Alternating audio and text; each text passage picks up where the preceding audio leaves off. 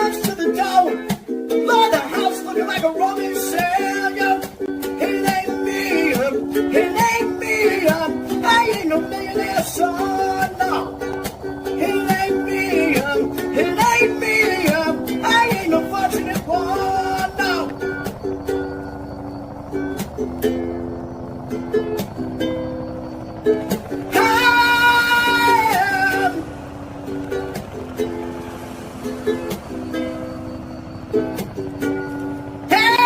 Some folks in average star-spangled eyes. Ooh, they said you're down the road. And when you ask them, how much should we give? Ooh, they only answer more, yeah. It ain't me, I ain't no military son, so. It ain't me, I ain't no fortunate one, no. It ain't me, I ain't no fortunate one, no. It ain't me, I ain't no fortunate son, so. Hello, everybody. Here for LoserCast. This one's a weird one because this is early for me, even. But because I'm like barely awake. But we're gonna jump right into something in the morning. I'm doing good here. It's morning for me, I should explain, because I work nights. So 3 p.m. for me is like I woke up 22 minutes ago. So I am right to think of it. There's nothing like getting introed by an autistic degenerate gambler. Oh no! fucking goddamn it! And then I had scheduling stuff with everybody. So we're joined here by Adam Nutter, who is the first time we've actually had you on as a co-host because the Tuesday shows are a bit late. So we were going to do these Thursday shows going forward as kind of a way to bridge that gap. We'll have a bit of a different kind of vibe because we'll have different guests on, I assume, as we kind of move forward setting up that date. It's going to take a little bit because I have to get people who are going to be around on Thursdays to kind of put together a good group to send the link out to. So as we get things sorted together, this is where we're at. And I've got one or two more people might pop in throughout the night. So we'll see how that goes here. Because what we'll probably do on episodes like this where we have less people, meaning less submissions, we'll go through our submissions and then we will we'll talk about like losers in the media at this moment, talk about like what's happening in the world because there's a bunch of chaos going on always. So we'll do like some intro stuff for people since it is a new channel, new show, everything who don't know you, Adam. Why don't you give yourself a little intro? I fucking even know. Comic. I do a great podcast every Monday night live called 5 Till Midnight. You guys should check that out. It's very 5 fun. to Midnight's the shit. Yeah, that's a great show. And that's pretty much it. Just fucking on there slinging jokes and fucking in the real world and on the internet. Yes, I have been on, I think, probably more podcasts with Adam than it's you and Tyler. I've got to be I've been on with you and Tyler probably more than anybody. So Probably. lots of random shows, and then I'm joined here by Hindian. I think that's how I'm supposed to pronounce it. I'm so proud of you because so many people, you have no idea, over the years, the fucking names I've been called. I've been called Haiden, Hidan on some Naruto shit. H Indian. Somebody actually thought there was a pause. H Indian? And yeah, no, Indian is perfect. Like, amazing. How you doing, man? Good. I am good. I'm good. I am still a little bit taken. Last night I had this fucking employee party, and I never go to these goddamn things because I don't drink because I work nights. So for me to drink, it has to be on a day where I don't have to work the next day. Because otherwise, like, I just can't get shit faced. I can only really have a beer. So I gave they give you like free drink tickets, and I gave the drink tickets out to other guys, and then I had to hang out there to wait to get they give all the employees like Amazon gift cards and shit at the end of each year. And if you're a manager, you get more, and so I get a bigger gift card. So I'm just waiting there, just give me this thing so I can get out of here. And I'm just like, so it threw off my whole rhythm of the last like today too, because it made it so I had to stay up later, and then I got home and I was tired, so I passed out, then I overslept, and I was like 5 minutes late to work, and it created No, I get whole... it. You're like an escaped convict right now. You got out of the blink, and you're just trying to recover. You're looking over your shoulder like, oh shit, are they gonna come after me? What's gonna happen next? So I'm doing good, but at the same time, I'm like, there's a weird like asterisk to it.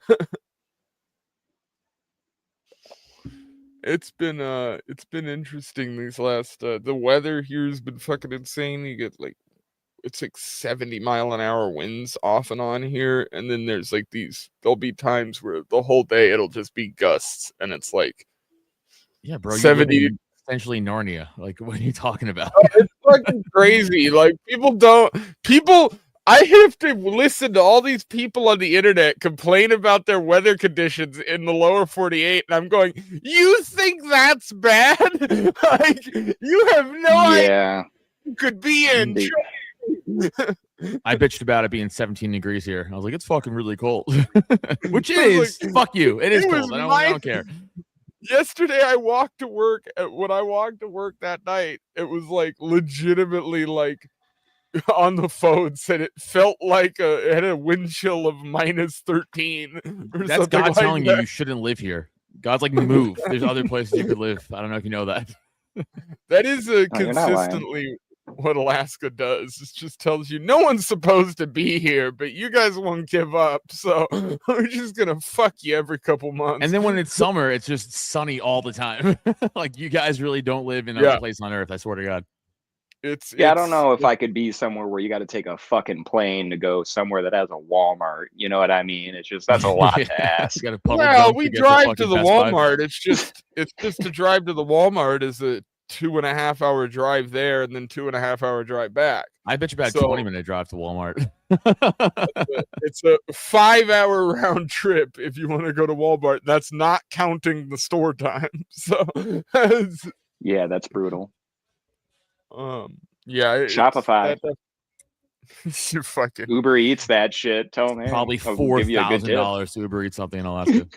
There is no well, if you're in the city, you have those things, but where I'm at, you don't have Uber Eats, you don't have anything. We don't even have a cab half the time. You have a fucking moose delivered on his back. He drops it up at your door like a stork. I kind of like that. That's old school as fuck. You go to get a taxi ride here, and like, you'll call the cab, and you have to like roll the dice if he answers the phone, because he'll just be cool. If he's just out of town, you're just shit out of luck. You just don't have a taxi. Are cab drivers in Alaska also paperwork Americans, or are they white? Oh no, you know what? That's what's funny. I don't think I've ever seen a foreign cab driver here.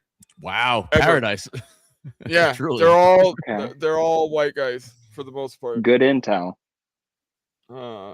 Yeah, no, I don't think I've seen a single G driving a. I don't think there's been a single Jeep driver in my entire history of living in Alaska. I've never seen an Indian cab driver or a Somalian for that matter. I get it. Actually, there was one African guy who was down here trying to drive cab for a little while. Oh, he got lost. He's like, where the fuck? I made a wrong turn somewhere. Where the fuck am I? You guys hunt him like a vampire? He must have got on the wrong plane. He was looking at the sign too quick. He thought he saw Africa and it was Alaska. And he's like, oh, fuck. Well, I can't afford another ticket. I guess I got to make it work. He's like, I'll walk back. Fuck it. This is not worth it. It's not worth it. I just came back from I came back from LA. Oh shit, I dropped my phone. I came back from LA. I was in LA last weekend. And I don't think I saw a single white person there. It was just oh yeah. I believe that. All gays, which don't count as white, and fucking some sort of brown. One hot What chick. is I was in gays- West Hollywood. what is- One hot chick. what- It's a fucking What disaster. is the equivalent exchange in the race ladder for gay people? That's a good experiment. That is Where do they land on the race wheel? Well, they're less you need than to create a me, whole scientific so method about what you just said. That's actually brilliant as fuck. I never thought about that. So they Any can't other- be Asians or whites. We've established that. anything else than white, they could be. I feel like they're on the equivalency with Mexicans. Gays and Mexicans, same people. Yeah, they both work hard just in different ways. One works hard taking cock, the other works hard mowing lawns. Yeah, that's a unicorn kind of situation. For Both sure. are used to using heavy equipment. Yeah, exactly. It's fucking forklift certified, cock certified. We've got. It's really. I mean, what's the difference? They both break their back, you know. Yeah, they've already crossed the line. They've come this far, you know. Okay, so the poll from last week, or there's a poll from the Tuesday show that's gonna go up at the same time as we do these picks. So what I'm gonna do there is every Thursday, that's gonna be when the poll goes up. The poll will have the submissions from the Tuesday episode and the Thursday episode. So we're gonna have one big poll. And that'll be how I set it up from now on, because I was trying to figure out how I was going to do the poll with 2 episodes. That was actually kind of a struggle because I had to figure out how that was going to work. But I figured out a website that works. So we're using Straw Poll from now on, and then we can just share around the link. So I want to. That's cool. Yeah, it works okay. It just lets you do more poll things than you can on Twitter. Oh, I just thought of another Mexican gay joke. They're both wetbacks. Fuck. Oh, one is a wetback and one often has a wetback.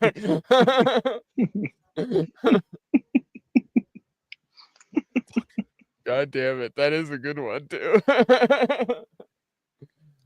So yeah, I mean the gist of the show is pretty simple, depending on whether each of you have kind of gotten the gist, but basically we're just going to each give a submission for what we think is the biggest loser at this point of the show. This can be somebody topical, it could be somebody from history, it can be fucking anybody.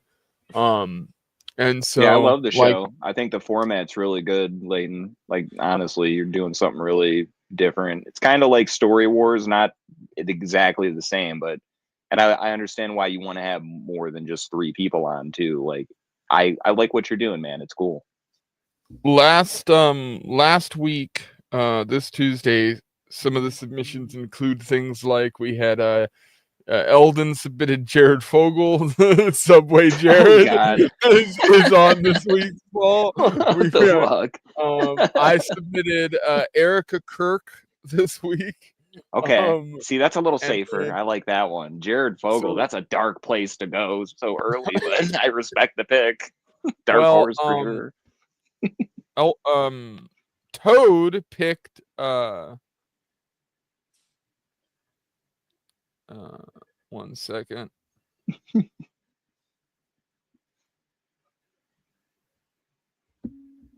Rob Reiner.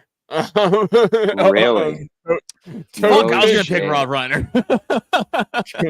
Damn, that's a good one. Toad stole Rob Reiner from me and you then. Because I had a feeling he was going to pick Rob Reiner, so I made him go first last show so he could steal it.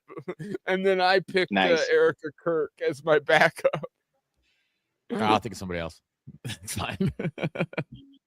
Yes, that's a cool.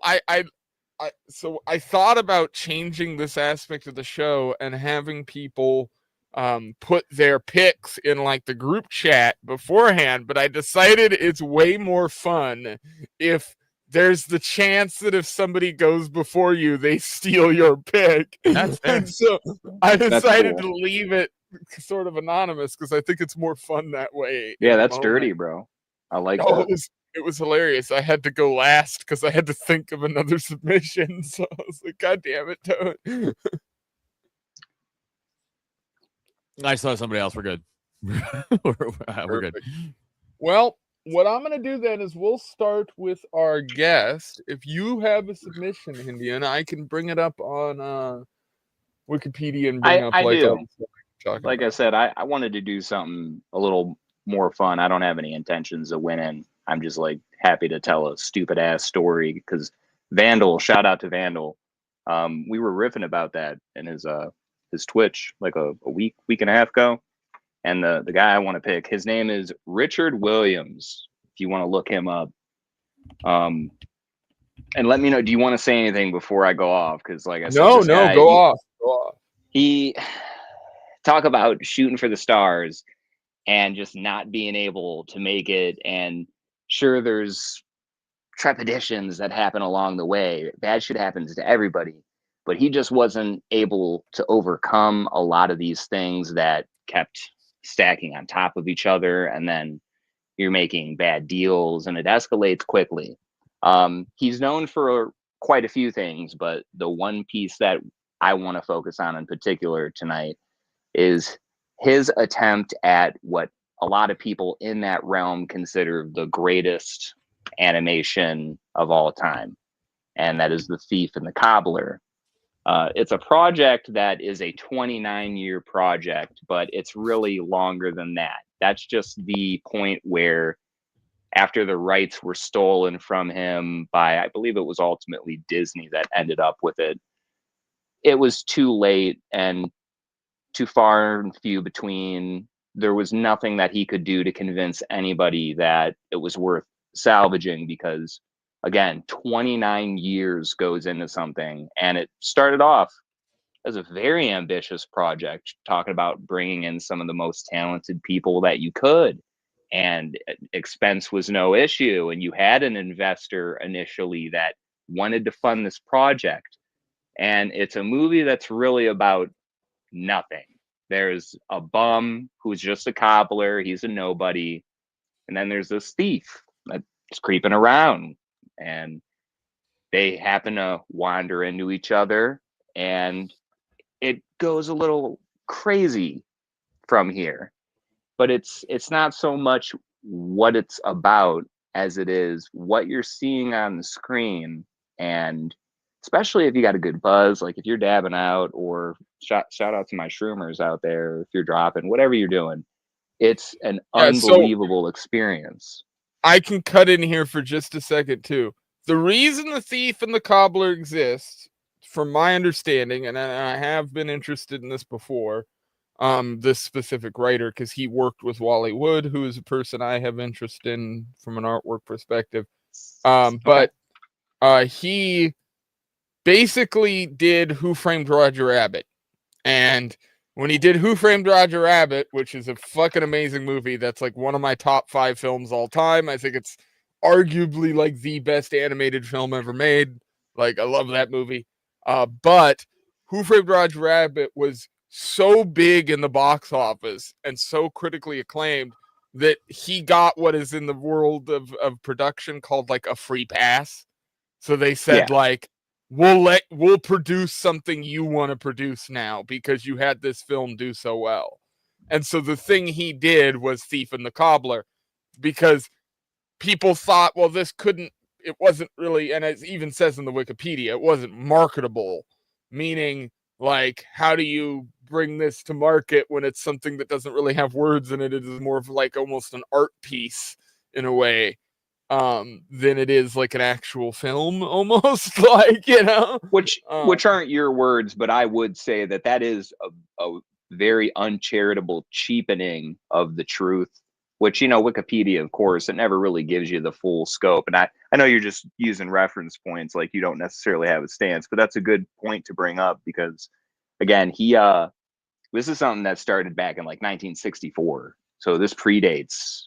No, I know it predates all of that. I mean, I think that was what pushed the thing to even get made after all that time. Like, it's something it was that he so there was, after he had an investor initially, right? He had this investor that because I don't want to get too, like I said, too whimsical or far of myself, but like he had this goal from the beginning, even though he was good at doing the things that people told him to do. And it's like, you know, that old song and dance, if you just play to what people tell you, you know, you'll succeed and you'll always get what you've gotten. But for him, he had an ambition beyond that, which everybody has this flame inside them where they want to cook and do something that people say you can't, or they just, it's in them and they have to, even if they'll fuck up. And The Thief and the Cobbler was this for him, where he had a private investor, he had millions put into it. And after 5 or 10 years, he was like very distant and didn't have a lot to show for what he claimed he had over all the years. And then he made a deal with one company that put a lien against the rights. We all know how liens work. If you don't cooperate with the terms of the lien, they get to take away that shit. Disney got involved. There was another lien put on it. Even though there was all this money, people kept giving him chances. And there was a point where he almost came back. And I do mean this genuinely, that even though maybe he was pissing it away, maybe it was on like hookers and drugs, you never know. But maybe he was just tucked away, working on every little scrap, trying to get people to come together. Because low key, a lot of his shit is still spread across the world. Like there's people that still have, whether it's unfinished or mostly finished or completely finished cells, there's people that still have his shit or storyboards. And there's a fan project, if you go on YouTube, I forget, I don't know if it's called like the Richard Williams Restoration Project, but they have like 5 or 6 cuts of what's called the recobbled version of The Thief and the Cobbler. Because after 29 years, he never finished it. There was a point somewhere, I think at like 19 or 20 years, where he nearly did it and he nearly convinced people, because he had a great portion of it done, but there were still parts missing to, like as you said, make it make sense, make it marketable, and go beyond it just being this beautiful piece of animation. Because there's things Vandal was even saying in stream, like there's parts of it like a barrel going down a hill, where it's insane how they made that look like shit that they 3D model now with ease, but it doesn't have the same look or feeling as this did with the intention it's drawn. And he didn't get to finish this, which is ultimately why I picked him as the failure, because he had his baby, the thing that he put all his money aside for, got investors, and 29 years is a long time to go up a hill and then go all the way back down. And he fucking lost it all.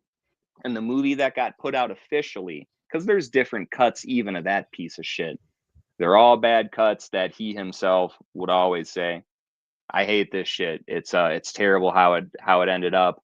And that's why the recobbled cut exists, because people have found those unfinished storyboards. There's a fucking forum dedicated to this man's insanity. That's how much of a failure he is. He's infamous to go on, and other people have also caught the cold, and they're like, we have to finish what he had in his brain. And it's like, that's the beauty of it.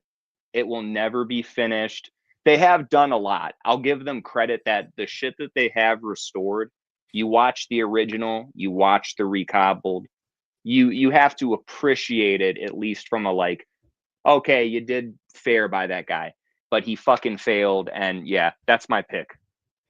It reminds me a lot of, if I had to say, it reminds me of like a non-modern version of Yandere Dev. Like, Yandere Dev? this is some deep cut internet shit. Yandere Dev is a guy who's been trying to create the same video game for like 20 years. Oh, that's beautiful. He's done like multiple, like, he's raised tons of money. This guy's a complete lol cow on the internet now, because he just is like this autistic, like anime obsessed guy who tried to make this video game and just failed at every corner to get it made. Like, that's redundant. That's autistic anime dude. Guy. That's just the same thing. Autistic and it's no difference. It's so this guy had to have some kind of brain damage to, for 29 years, just not be able to, like, most people spend 5 to 10 years on an idea max. Like, look at the newest Grand Theft Auto. They're still slaving away at that because they're fucking scared. They don't want people to hate it. But it might end up being bad because they're going insane overdoing it. Like, how much more Female can you lead put is into gonna be something? bad. I feel like Rockstar's production company just eats children and like, and it's got like Holy shit, yeah. is praying to Yakub every night. Like Yes, these people, with the Grandmaster Yakub. the production behind Rockstar, when you read into like how horrible their work environments are and stuff, I feel like they're just whipping Yeah, that's people insane. with like, I mean, it if is you like putting a out bangers, I'm okay with it. no, yeah, no one cares. No one I don't give a complains shit. about it. It's amazing. Yeah, You could they just think about Foxconn and Shenzhen, and they're like, oh, it's all right. It's okay, It's dude. legitimately They it. want to work. They're getting money. Who cares? Red Dead They're Redemption 2 getting is one of the money. greatest games of all time. So if you could reproduce that, Yeah. It's you got GTA 5, you've got Red Dead Redemption 1 and 2, you've got pretty I mean Bully.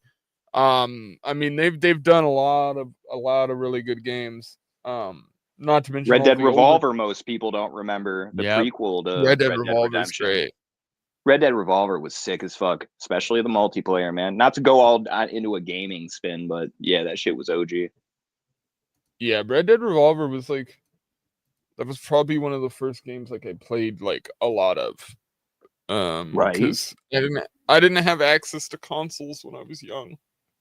So I didn't even get access to that shit until I was a little older. It just looked cool. That dude screaming on the cover. I'm like, yeah, this is gonna be some heat.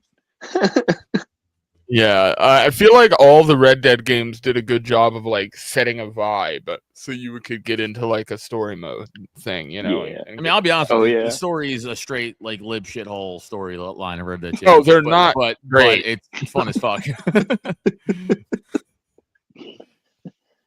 I feel like that's the case with a lot of games these days, where the stories are like they make game stories now to make it sound as epic as possible, but then the actual story themselves is like a very like basic all like cut I mean, out. the end of the 2 is like, I want to give my land back to the native guy, and how dare you Yeah. attack women? It's like, all right, let me just shoot the chick in the Yeah. face. Shut the fuck up. let me shoot this chick. You want to talk about failures? One of the most failure games was definitely that new Dragon Age. How many years has it been that they were working on that shit? 10 years, and they drop it and it's like a bomb and everybody's bitching about the trans shit or the bad writing. And it's like, I don't really give a fuck about all that. But when you sell out, you sell out. That is kind of lame. You don't want to fucking do right by people. But sometimes people got to move on. You got to find something better to do. You know, if you're waiting around 10 years for some shit and then you're disappointed, it's like, that's probably a good sign to bow out. Yeah, I would think so. Yeah, don't end up like fucking Richard Williams. Don't end up like Richard Williams. All right, so do you want me to go next, Adam, or do you want to It's up throw to you. down? I can go. We can. I'll go real quick. I feel like, by the way, Hindian looks like he's a fucking banker in Deal or No Deal. It's hilarious. I appreciate you, man. I'm just chilling in the domain of Yakub. Thank you, my I brother. feel like you're gonna cut me a deal. Like, should I go with this briefcase I picked or not? I might cut you a deal. I'm thinking about it still. Don't piss me off, all right? It's like the Jewish. It's the Jewish version of. Well, banker. No, the Zionist. That was No, again. the Zionist. Play into it's the Zionist, my friend. He asks you for money. All right, you opened this case. You need to give me $50,000. I need your shekels out of the case right now. That case was promised to me 3,000 years ago. Don't make me put you in the You already tunnel. took the deal. There's no going back. All right, my pick is straightforward. My pick is Jeremy Boring. For a very specific reason, which no one is talking about yet, but this is going to be the big media story and pop culture YouTube. Heed my warning. In a few months' time, all anybody's going to talk about is this dumb person's face on all your favorite YouTube channels. Why? Well, because a piece of media is about to come to light, which is called the Pendragon Cycle. Does anybody know here what the Pendragon Cycle is? No, it sounds like some sort of Chinese New Year thing. Close. So basically, the Daily Wire, in all of their infinite wisdom, in 2023, announced that they were going to produce their Game of Thrones, their competition for the world of fantasy film and television. And they were going to do this with this project that Jeremy Boring has poured more money into than any other single project the Daily Wire has ever done. Now, I want to put into perspective here. The Daily Wire has never had a single successful film project or television project. None of them have been successful. Every film they made was a flop that made nothing in the box office and nothing in returns for subscriptions. There were people who, I mean, all these pop culture YouTubers, the Eric July's Nerdrotics of the world, they all came out there and told everybody that Terror on the Prairie was a good movie. Terror on the Prairie. Terror on the Prairie was a suspense horror movie starring the chick that got fired from fucking Star Wars shit, The Mandalorian. Oh, the Gina Carano. Gina Carano. Yes. Yes, in her own way. But that movie was not hot. It was the opposite of hot. The movie was garbage, and her acting was garbage along with it. And that movie made, I believe, $800 in the box office because they only released it in one place. And I'll do it. With most of these pieces, I guess is what I'll call them, that fucking Daily Wire has produced, they've decided not to release them in traditional movie theaters and instead to just release them to people on their platform, which everybody assumes is because, well, they want to bring in new subscribers. But no, what that actually is because every time they've tried to release something legitimately, it has completely flopped and failed. And so the way that you save face from that is you just don't release your numbers. And how do you do that? Well, you base it all purely on subscriptions and you don't take in any actual like box office numbers. And that way nobody knows that you're failing every time you put one of these things out. But the proof is in the pudding in regards to all of the stuff they've made at this point. And this leads into what will be the biggest failure of the Daily Wire, which is they have spent tens and tens of millions of dollars on this Pendragon Cycle project. Money. Oh, it's ridiculous. Daily Wire, dude. But the Pendragon Cycle, I don't know. So to give you an idea, to put on scale how much money has been spent here, throughout the production of this show, they have released a like 20 to 35 minute mini documentary on the making of each episode to release as a teaser for the episode. These are like fully produced mini set documentaries that is somebody who knows what this shit cost. Each one of these little documentary films on their own is costing Daily Wire a couple $100,000 to produce. Like it's not, this isn't cheap shit. They're trying to make it like high budget. And how does it cost that much money for a couple of cameras and a couple of idiots to stand in front of them? That's just insane to me. You'd think that's the world that they're in, but the second you step into the Hollywood world that they're in, it's a different ballgame. You can't, like, to give you an idea, like, back like 5 years ago even, like, YouTubers could have bought Red cameras, Black Magic setups, and could have recorded legitimate short films and movies that would have made them famous. There are multiple producers now and directors now who got their start by just producing a short film on YouTube that was found by some guy in Hollywood. Like, that happens a lot. It happens a lot less now. But instead of that, like, if you try to go the route of, no, I'm going to build and compete with Hollywood, which is what the Daily Wire tried to do, you can't do that. Hollywood's been around since the 1940s and 30s. Earlier. You're fucked. Like, you're not winning that fight. Like, I also have a theory onto like why a lot of these right wing like shows don't work. They do the same thing they bitch about the left doing, which is, you know, like the left will just do like a whole like, you know, piece about like, oh, it's about like slavery or like the inequalities of, and instead of caring about content, and then they do the same fucking thing. they just push a message instead of caring about the content. Like you just make a good content piece, no one's gonna give a fuck. Like it will be successful, but you can't. I You have used still to push your use a message great. across. It doesn't work. I used to use an example of this, which is the show that I always gave as an example was Brockmire, which is one of my favorite shows. Is something it's not as many people have watched that as I find it should. You would love it, Adam. Brockmire is a show starring Hank Azaria. And it's Hank Azaria playing a baseball announcer who is like announcing for the big leagues, who finds out that his wife is cheating on him in a gangbang while he's live on calling the game. And he has like a breakdown. And so he ruins his career and starts spiraling drinking and tries to go get back into announcing by going into the minor leagues in this little bohunk town and stuff. But it's such a good show. And it honestly is one of the first shows I watched during this time period of everybody talking about woke television, where I realized, oh, they're making fun of this stuff and fun of the other side without really talking about politics at all. And the show was great. And then you compare that to what gets produced by people on the right wing or the left wing, for that matter, when they produce these shows. And it's so on the nose. Like, it's like you're trying too hard to be part of this certain team instead of just making something that's just genuinely good and impactful because it's culturally relevant. Like, it doesn't seem to be that's the target.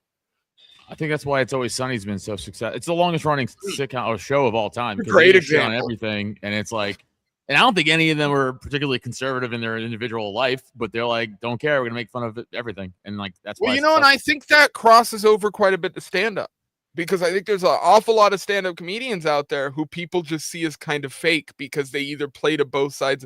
Wait a minute, we just recently had that happen. Who's the fucking comic I met at Skankfest who got in trouble for fucking that GoFundMe shit? Jeff Dye. Fucking Jeff Dye is a great example of this.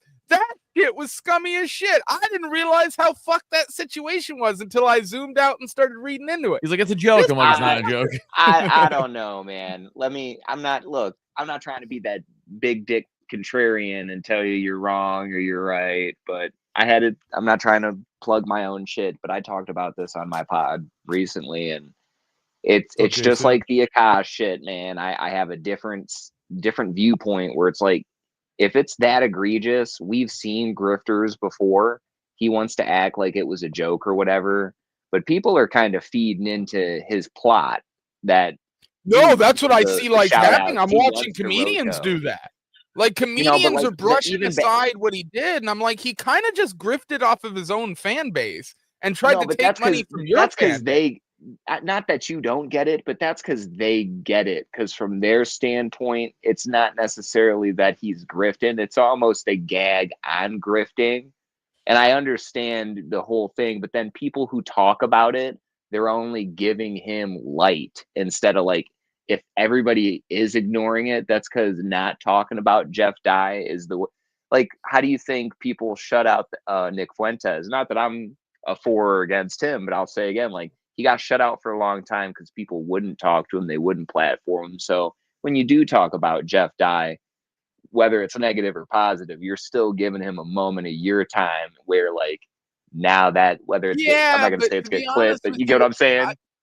No, I understand it. I just like, I've already done like all the pop culture kind of like YouTube stuff and all that shit. And like, I don't know. I tend to just talk about whatever's going on. Like the big one that I always bring up is, and I know that I've talked to Adam about this, was Schultz with the releasing that special the way that he did back. Oh yeah, dude. A few years 100%. ago, where he released the special, told everybody, you go buy this thing and it's this special, you're not going to be able to get anywhere else.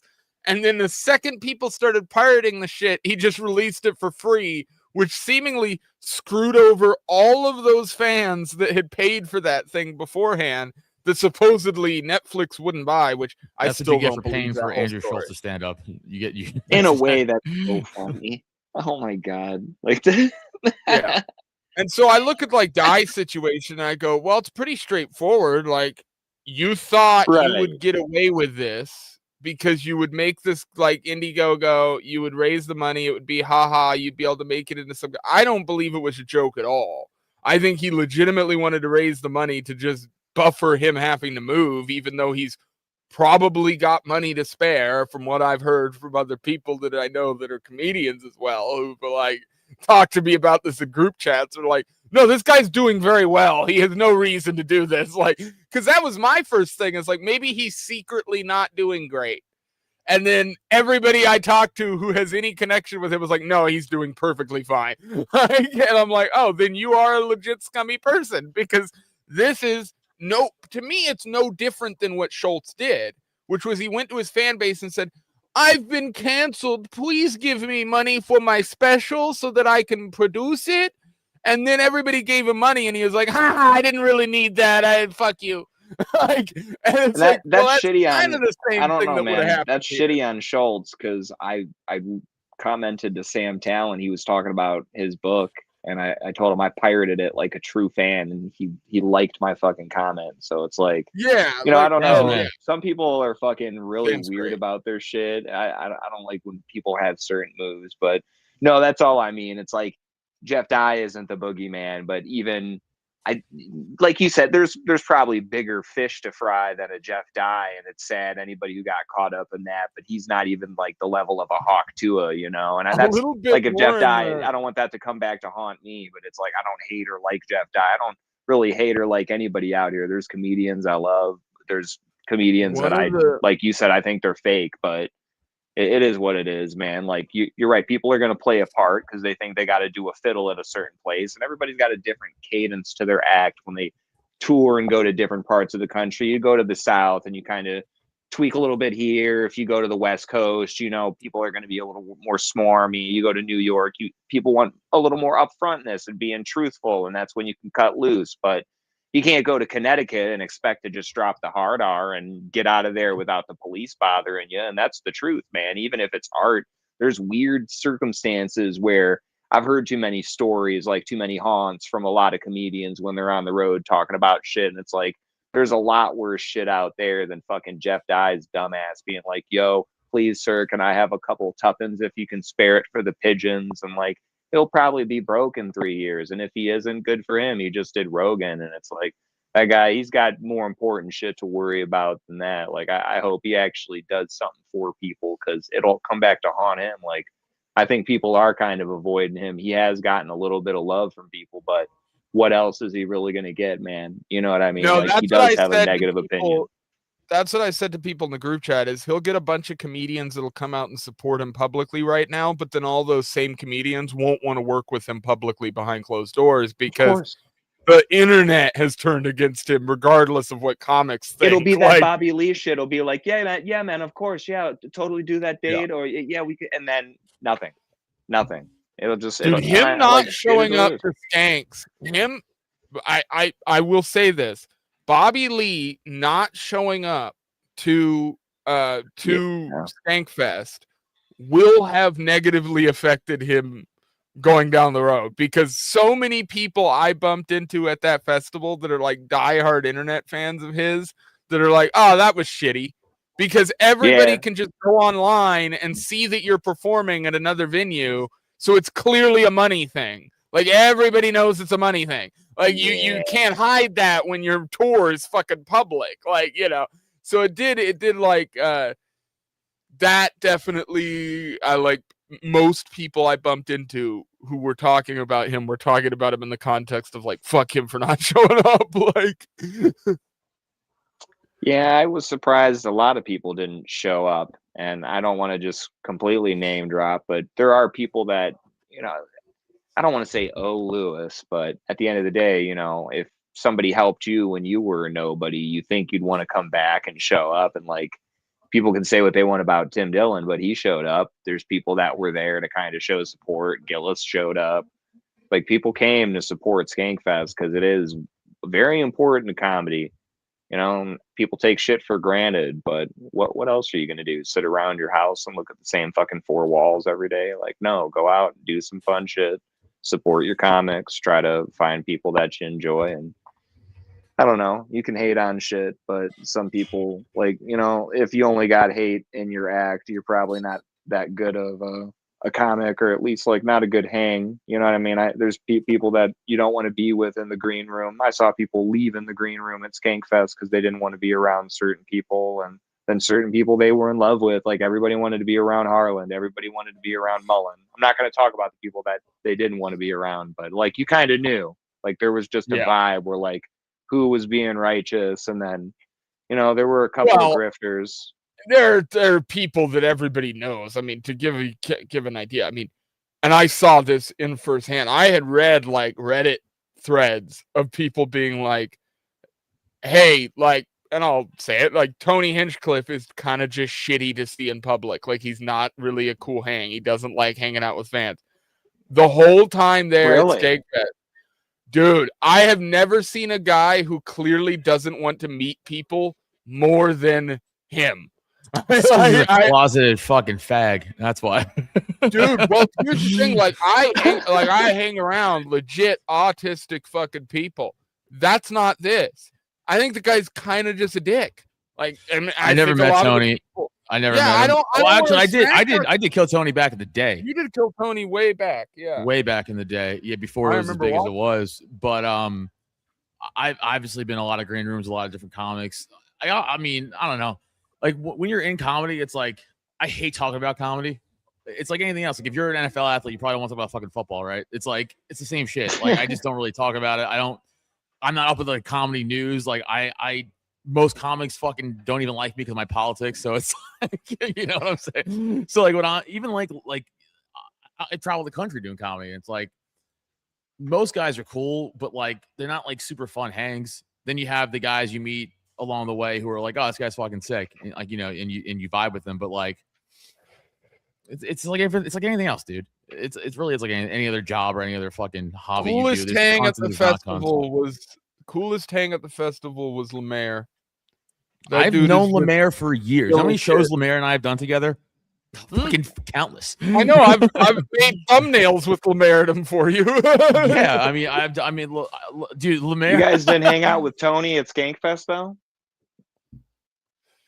No, I didn't hang with him. I hung with a bunch of random comedians throughout like the 3 days. But the one I hung out with Lemaire a couple times because he was chill and we talked about random fucking nerd shit. And then I couldn't catch Lemaire anywhere, but I was in a circle with Hinchcliffe, Voss, and Red Band for like 15, 20 minutes backstage in the ballroom. And I'll be honest with you, man. Like, I know how Tony comes off. That motherfucker, like, I don't want to say I got a history with Tony, but there's like bonus content where I talk about some shit. But when I actually met Tony and Red Band, they were really cool to me. It felt cool to like, I'm a nobody, right? I don't mean it like that. Like, we're all nobodies, but we try to just be cool. And I was, in a way, it was like I was honored to be in that circle with those three guys, because Voss I fucking love, but to see like Tony and Red Band kind of just shooting the shit, and me being able to pass a couple things in there, and like nobody be like, who the fuck are you, or get the fuck. It was good enough for me where like you're just like, yeah, some people sometimes they don't want to deal with bullshit, and it's like I saw a lot of people trying to get pictures with comics, and it was just wrong place, wrong time shit. But they'll still do it because they love the fans. Like some won't, but you know, there was like, I got told straight up by fucking Brad Williams, you know, when I took him to his hotel, like, if you approach me like a fan, there's a switch that goes off, and it's not that I like treat you different, but it's like I'm like, oh, you're a fan, and that's kind of where you stay at. And if you want these guys to look at you different, not that they're special or you're not special, but if you want these guys to be willing to talk to you and really have a conversation, you gotta kind of read the room and know that, like, if anybody ever takes a picture of me with somebody, great, I'll have that memory. But I didn't take a fucking single picture with a comic, and I'm not shitting on people who do. Like, I know that's some people's thing where I respect that. Like, if that is your thing and you love that, do that and keep doing it. But if your goal is to kind of like fuck with these people, because that was my goal when I went to Skank. I told everybody when I was on Cornfed, shout out to Dalton and Dave, I was working like 18-hour shifts. I was not fucking around. I got more reward out of actually keeping my shirt on and being there for that than I would have if I would have just been a fan walking around. So yeah, like I may have gotten a little different peek of people, but they were all really good to me. All the comedians, all this, like you never expect your expectations to be blown away like that, but they definitely did, man. Yeah, I think it's weird with comics because I've had interactions with comedians where, and I mean I don't know as much about that world as much as I do about like just production, because I grew up with like random people in my family involved in like SNL and stuff historically and stuff like that. So I've always like the system of Hollywood, I understood at a pretty young age because I was like around people who were in it. So you hear like stories or you research how they got into where they were at. Like I had a really reading Gilda Radner's like not memoir but like biography and stuff about like how she got started in comedy and like the 6th Street Trio and like how they like built up the like improv and like that whole thing that they were trying to build up at the time, with which eventually became SNL once they created like their little group with but it like with how that whole thing came to be, like it was far more chaotic and random than people give it credit for, and really a lot of like in the right place at the right time. I feel like there's a lot of comedians around who are big now because they were in the right place in the right time. And so a lot of those comedians, those are the ones that are weird because they can go one of two ways. They either like look at it from a humble perspective and then they're happy they have this fan base, or they get almost sort of like, I don't know, kind of resentful that they're famous almost in a way. It's kind of a weird, I think it has a lot to do with psychology of like what happens when you get famous in like 6 months. Like, you know, compared to like over a whole career of building up that notoriety. You could be a comedian who no one knows for 10 years, who has 2 clips go viral, and now all of a sudden you're getting invited on all these shows and getting pumped up. And like I've watched that happen now to a few comics over the years, and half of them have turned out really good and the other half have turned out really bad. Like, you know, so I think it's kind of a crapshoot at that point of how you take that notoriety and where you go with it, you know. Lemaire's a great example. Don't gas yourself up. I agree. Yeah, Lemaire is like somebody who I use it as an example of somebody who's like gone from like, I would watch him on like guesting on small shows and stuff like that. And now he's like in the background of Shane stuff, all over the place, and like, you know, back he's fucking headlining, dude. He's selling out shows. Like he's killing it. He's doing a good job. I was sad I didn't see him, but yeah, I knew he was around. I did. What was funny was I was randomly over by the porta potties when him, Shane, and fucking what's his name? God damn it, I'm forgetting his name. But anyway, Shane and his crew came through the back Gardini, motherfucker. Yes, Gardini's the man too. I've known Gardini for a long time. Gardini's the best. So I wanted to meet both of them, both Lemaire and Gardini, because I had, to be honest with you, I've watched Lemaire on shows longer than I have Shane. And I've watched Lemaire's, I've been watching him for a while because I like nerd shit, and he's into a lot of the same fucking nerdy shit that I like. So he could talk about movies. There's very few comedians that I'll actually talk about movies with. Lemaire is one of them. I'm a quote master, so that's nice to know, man. I gotta look into his shit more. Like, I know he's good, but I didn't know he was lit like that. All the nerd stuff he is good on. Years ago, there was supposed to be a boxing match between Lemaire and Naeem, and I was training Lemaire. Jesus. I was training Jesus Lemaire Christ. to fight Naeem. Yeah. There's a clip out there somewhere of me training him in the snow. That's pretty sick. Oh, that's cool. Somewhere. And it never happened. The fight. You're on mute, Leighton. You're muted. Can you hear me now? Yeah. God damn it. That fight never happened. You We were trained like, I want to see you really well so we could train. I'm taking you to the whitest place possible. We're sitting. I here did. in I took him out snow. to where I live in Bucks County, Pennsylvania. I took him out to the fucking hood. I was like, I'm not going down there to train you. I was like, you come out here. He's just training to Michael Jackson's Black and White. We trained in my development's like tennis court. I was like, this is white overload for you, but we won't get stabbed or shot. So This is the only black man who's ever been on this tennis court. No, I get it. You wanted to be able to see him, so I understand. Yeah, It makes sense. I was like, Lemaire, Yeah. smile. It's getting late. No, I love Lemaire. Dude. We've done so many fucking shows together, so many late night hangs, just bullshitting. All I right. haven't seen him in a while. I have given my pick. That is the absolute troglodyte that is Jeremy Boring, and Hindian has given his pick. That leaves you, Adam. I will say Jeremy definitely lived up to his last name. So Yeah, I know. I think that all the time when I hear his name. I'm like, this guy sucks. My pick is the Bondi Beach shooter. all right, Which here we one? go. Only Okay. claim 11 bodies? Weak. No, that's not why. The real reason, it's because how do you get your gun taken away from you by a fat old man and not fight back? That was weak as fuck, dude. You're going to claim terrorist shit and you can't even fucking fight off an old man? Okay. Pathetic. I hate to back you up because I want my pick to win, but I watched the video of the guy taking that gun from dude, and the whole time I'm going, "What are you doing? You're so bad at this. What is wrong with you?" Yeah, Like, he I didn't even reacted try to that fight video. back. He just was like, oh, there goes my gun. And then, by the way, kind of also a loser of the week, the guy didn't shoot him in the face when he took his gun. He just let him go back and get another gun.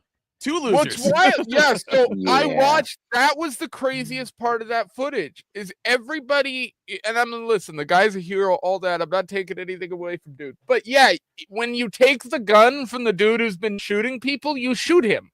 That's how this works. Like you make sure that guy is no longer there as a threat. Like He that's literally how- let him go back to more shooting. So actually, I'm not sure he who the big did- loser is.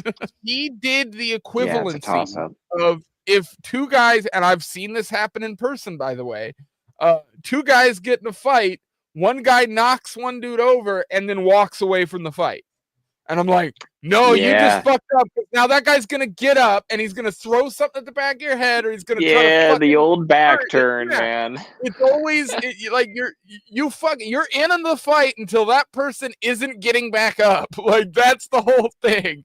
Like, Yeah. Well, a lot so of these fucking retards will fight on the concrete. So, I mean, sometimes the turnaround is okay because you just killed a man by knocking him out on the concrete. Like, he's not getting up to get you. State of Alaska, we have mutual combat. You kill the man on the concrete, he was asking for it.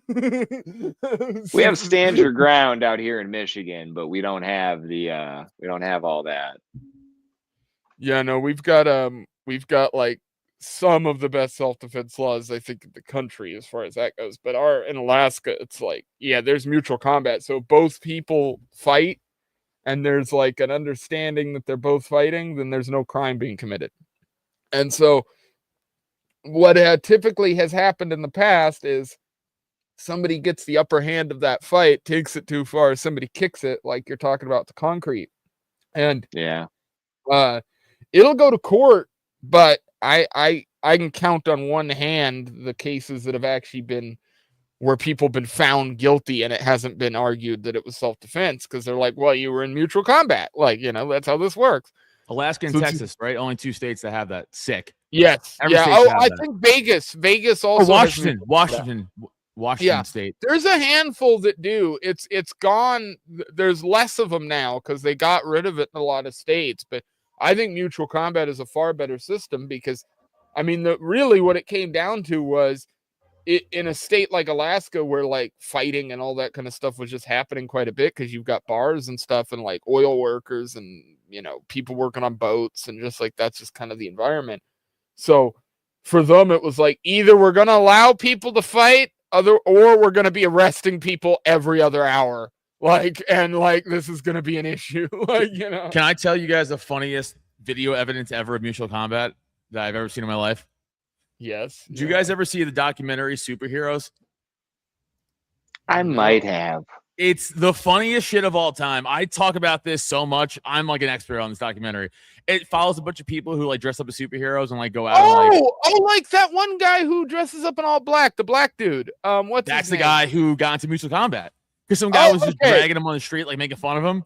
I have they were in seen front of that. like two cops, and he's like, "You want to fight?" He goes like, "Yeah." And they're like, "Can we fight each other?" And they're like, "Yeah." And he just beats the shit out of this dude. It's pretty funny. Yeah. Also, I have a crazy immediate connection with someone on that documentary. So for those who don't know, I used to do mixed martial arts. Like I used to actually, like fight, compete and stuff. Now I just train. I'm old. That's over. But like back in the day, when I was actually competing, I had a practice. I trained for like fucking 3 hours. I went home. I was fucking beat. And I turned this documentary on for the first time. And I'm watching. I'm like just laughing my ass off. I see this guy come out. And it was one of the New York ones, come from New York. And I was like, get the fuck out of here. It was my striking coach, Chris. You guys can go watch him right now in that documentary. My striking coach was dressing up as a superhero at nighttime and going out into the projects of Brooklyn, telling people to stop selling drugs. And I saw him next day. I was like, bro, how did you not tell me this? I was like, I just saw. Yeah, that's a betrayal. That's a betrayal. How did you not tell me this is a thing that you did on the side? Yeah. I was like, I'm so mad at you. I was like, this is the funniest shit. But the funny thing is, he could really fuck people up if he wanted to. He was a really good fighter.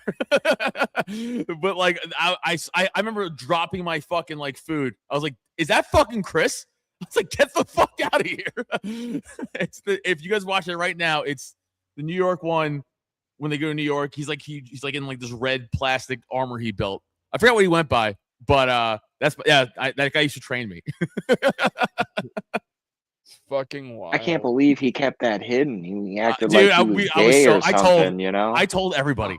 I was like, gather around. It's like everybody come gather around. Story time. I was like, no one's gonna believe me, but if you go home and put this documentary on right now, I swear to God, it's real. And then he was like, yeah, that was me. I was like, I know it was you. You're not wearing a mask. I couldn't keep that to myself. I'd be telling everybody, like, hey, you know that guy who's beating everybody's fucking it? That's me.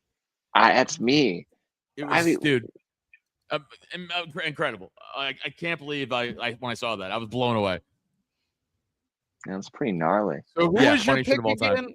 Who is your pick again? Who was your pick? The Bondi Beach shooter. Bondi Beach shooter. Okay. The Bondi Beach shooters. Or do you want to do the guy who? It's kind of, you could go either way, really. Honestly, funnier. It's almost funnier to pick the guy who tried to stop the shooters. I know. That's why I was like, really, you can go either way with this. So whatever you want to put down, I'm fine with. I think I'll do the survivors because it's more fun. I also want to say, I almost think that Broseph might have picked part of their shooting stuff beforehand. So, because I know we talked about it in the last show, but I know that nobody picked that guy. I didn't go with that guy because that guy was also on my list. I just didn't know who to go with. It was a toss up. They're both equally lame. Yeah, that's a true fuck up. Hearing you bring it up, dude, it was such a fucking funny reaction because it's a horrible shooting, and I'm like, oh, people are dying, and then I click on this footage, and I'm watching it going, what is this guy doing? Like, come on, use your brain. Yeah. How are you going to be not old enough to stop it, but you're too old? I felt like an old man yelling at my TV. I don't get that. I've been involved in, when I was a cop, I've been involved in 3 shootings in my lifetime. And every single time I was like, I'm trying to kill this motherfucker. I don't know what that guy was thinking. I don't know. I've told the story before. I had a guy on the property once when I was younger. I was like 15, 16 and put a couple rounds through the driver's, put a couple rounds through the car door and stuff. And that was over him coming onto the property and stuff. There's been like, I'm always amazed when I hear about people shooting because there's 2 things I always notice. One is that people who aren't around guns or don't understand guns hesitate. And so there's this, like, for sure. You can watch that stutter step in real time, like, and I think honestly that guy getting the gun away from the dude was an example of that. Like, I think anybody who had shot or had been around guns before would have just put a bullet through that guy's head. Yeah, but like also you've seen movies, right? Like you've seen movies, like just do that. Yeah, yeah. That there is an aspect of it where you're like, come on, you can't be this dumb, right? Like you've seen. And when you're at that age, it's not like you're 20 years old and you got to live with that for the next 50 fucking years, dude. You're old. Just kill that guy and fucking die. It's okay. For real. The conscience only has 20 more years to live anyway. Even like if you didn't know how to like, ridiculous, I think it was like a bolt action rifle. So even if you didn't know how to like rack it, like or whatever, like pull the trigger, try. Oh, no, dude. Even better. He probably fought in World War II. Of course, he knows how to operate a bolt action rifle. I don't think he's that old, but that would be really funny if he was a World War II vet. It's like some fucking motherfucker probably speaks German. That's why he couldn't do it. He was having flashbacks to the right. So I liberated the camps, and now I'm here to shoot an Aussie. By the way, self plug. We'll let you know Typo, my co-host for on Fights. I mean, Typo's the man. But on our Patreon, Typo did a whole breakdown of what really happened during the thing we're not allowed to talk about during World War II. And it was fucking great. I gotta check that out. Yeah, it was on the. We couldn't put that on the regular. That's on Patreon. We got to keep that behind the paywall. Yeah, they like to be haters about that shit. But you can't riff. You can't have a good time. Really broke it down and like gave it like a lot of like evidence and stuff. It was fucking fascinating. I learned a lot actually, but it was really fucking really good. My favorite, actually, you know what? Because we're done with the picks, we're gonna have a little bit of reaction time here. So fucking one of my favorite. I gotta go in like 5 minutes. Just heads up. Okay, you're all good. We'll do it some other time. But one of my favorite clips of all time is if anybody here knows the podcast Painkiller already or PKA. It's one of my favorite guilty pleasures podcasts. If you don't know it, it's great. It's like a bunch of old internet guys. Is it the Russian guy, the fake Russian guy? One of the guys is FPS Russia, Kyle, who used to be FPS Russia. That's a great show. Shout out PKA. Right. So it's those guys that Woody's Gamer Tags, an old internet guy. If you know Call of Duty, competitive Call of Duty, you'll know who that is. So like those guys are like cool, but they famously would do this thing where they would each bring in a conspiracy occasionally for one of their shows. And on one of their shows, Kyle, FPS Russia, just did the Holocaust. Oh, that's fucking sweet. Seeing the other guests of the show and everybody react to him, just earnestly, straight face, breaking down to the camera how it would be impossible. Like he does the Jewish question, like in the middle. And dude, that's fucking beautiful. Everybody else in the show is like, I don't know what we're supposed to say here. Yeah, that's Andy Kaufman shit, dude. You're literally doing a fuck you to the crowd and just making it funny for everybody else. The same show, that same episode. That's the episode where Taylor was brought on. The conspiracy theory he brought. The two he brought were Einstein was a complete fraud because he stole all of his shit from other people. Which true. Is actually kind of true. That is true. And then the second one was that Helen Keller was complete horseshit. Also true. 100% true. But that go listen to the PKA conspiracy clips on YouTube. You will get a genuine laugh. Helen Keller better not be fake. There's so many good fucking jokes behind that woman. No, she was really like blind and deaf. It's just like everything around it was like the Ann Singer was her. No, not Ann Singer. What was her name? Singer, Margaret, whatever. I can't remember her name. But like she was like a complete fraud. She made like so much money off like the grift. It's like it's crazy. It's 100% she's bullshit. It's literally a human version of Coco the gorilla.